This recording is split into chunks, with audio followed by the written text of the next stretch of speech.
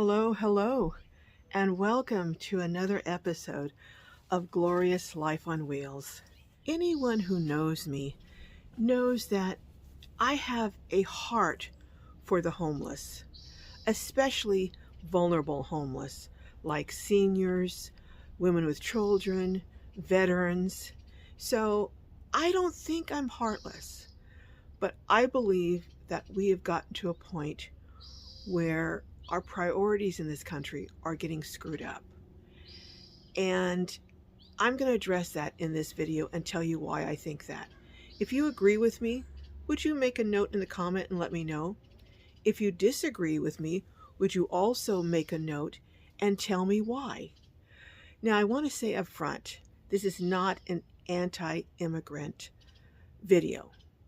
And anyone who wants to jump on that bandwagon and put hateful comments and, F this person and all this, I'm going to delete those comments because that's not the purpose of this video. The purpose of this video is to basically say what I think needs to be done as far as getting our priorities back on track. So come on, let's chat about this, shall we? Earlier in the week, I aired a video. It was a video of an interview I did with a woman by the name of Jamie. She was forced to move into her vehicle, her car, after the RV she was living in was impounded because of parking tickets she couldn't afford to pay. She is on a waiting list for housing and has been told it may take up to a year to get this housing. So keep this in mind. Remember this number, a year. Meanwhile, at the same time I was editing and uploading this video, I was watching stories and seeing images that I'm sure many of you have also seen of hundreds, maybe thousands probably, of immigrants coming into the country who were being held at different centers. And then a story broke about the mayor of New York busing hundreds of what appeared to me to be able-bodied young men mostly. They were all men, but most of them were young. And they were being bused to areas in New York based on reports that I've read. One of those areas is in Orange County, New York. Now, remember, it was going to take a year for Jamie to get housed. These men were reportedly put up in hotels. Based on what I was able to piece together, it appears that at least some of these men are going to be housed in these hotels for months. And I'll tell you how I pieced this together. There was a story from, I think it was ABC 7 in New York, and they interviewed a man who was staying at a Ramada Inn. He was staying there long term, and he went to renew his booking there and was told that they were booked solid and would not have any vacancies until December 1st. Well, that was one of the hotels that migrants were reportedly being housed at. So what that suggests is those migrants are being housed until December 1st. So that's several months. Meanwhile, Jamie is waiting a year to get housing. She doesn't have a hotel. She's not being put up in a hotel for months. And none of the people on the streets that are American citizens that I've been talking to have been put up in months in hotels. But just to make sure that I wasn't really off base, I contacted, or I tried to speak with someone at the Crossroads Hotel in, I think it's Newburgh, New York, which is in Orange County, New York, because this was a hotel that also these solo male migrants were going to be housed at. So I tried to talk to someone in management there, but I couldn't get through. I wasn't allowed to.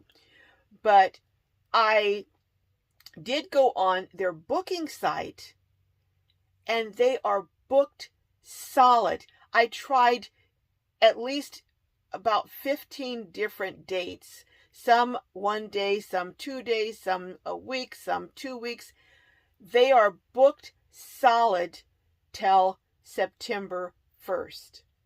So what that tells me is that the migrants who were placed there are going to be placed there until September 1st at least. Meanwhile, again, Jamie and others are waiting a year for housing. I don't know about you, but there's something wrong with this in my mind. Again, I'm not anti-immigrant. We're all immigrants. We all come from an immigrant background, unless you're Native American. We're all here, some voluntarily, some not from our ancestors, but we're all here as immigrants. So I am not anti-immigrant. What I am is anti-placing people who are not citizens above citizens when it comes to basic services and needs such as housing. Now, do you think that I'm being heartless or not? Put it in the comments and let me know. This situation reminds me of a saying that I heard growing up. And the saying goes something like this: it's a poor baker whose own children go begging bread. In other words, if your children are starving and you're out feeding everyone else, there's something wrong with that picture. I also was thinking about a hypothetical situation, and this may make me really seem heartless. I don't think so, but it's just how I feel. If I was at the beach with my daughter and she was in the water playing with another child, and a riptide current came and was, catching these children up, I would, of course, run out and I'd do my best to save both children. But if I could only get one child to shore, as horrible as this may sound, and as difficult as it would be to make this decision, I would bring my child to safety first. Now, I would go back for the other child, and I would try and save that child.